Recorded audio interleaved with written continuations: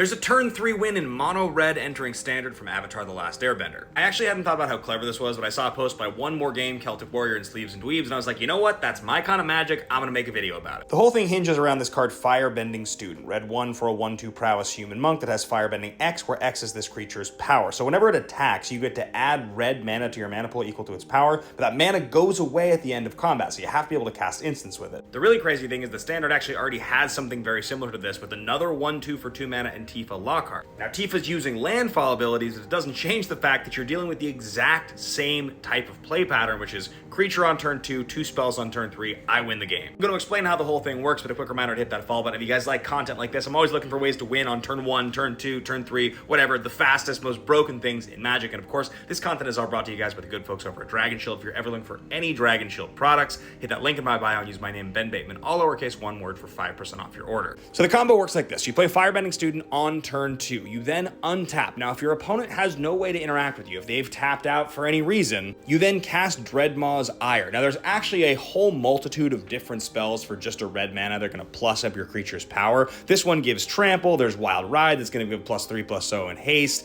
There's a bunch of different ones. Trample is good because it gets 3 blockers, obviously. When you cast it, because of the way that Prowess works, it's going to get a Prowess trigger and then the +2/+2, which means now Firebending Student has 4 power. Before attacking, you also cast Bulk Up, right? Bulk Up is going to double target creature's power until end of turn, and because you're going to get mana out of this creature's power, now your 4 power creature gets a Prowess trigger, goes to 5 power, and then doubles, so you have 10 power on the board. This means you're entering combat with a 10/6 Firebending Student. You're going to attack with your 10/6 Trample Firebending Student, which is now going to add 10 red mana to your mana pool, which you're then going to use to cast Bulk Up again, right? Now, you're not going to get the mana the second time because you've already attacked and you've added the mana, but that doesn't matter, right? Not to mention, you also still are going to have 4 red mana left over to cast another spell, but like, you're going to be able to double the creature's power. But because of the Prowess trigger, the 10 goes to 11 power before it doubles, which means 22 power. Firebending Student gets to attack for 22 power on turn 3 with Trample. Find me a deck that's going to stop that with anything other than a removal spell. I don't think blockers are going to do a whole lot for you. You probably don't just, go for this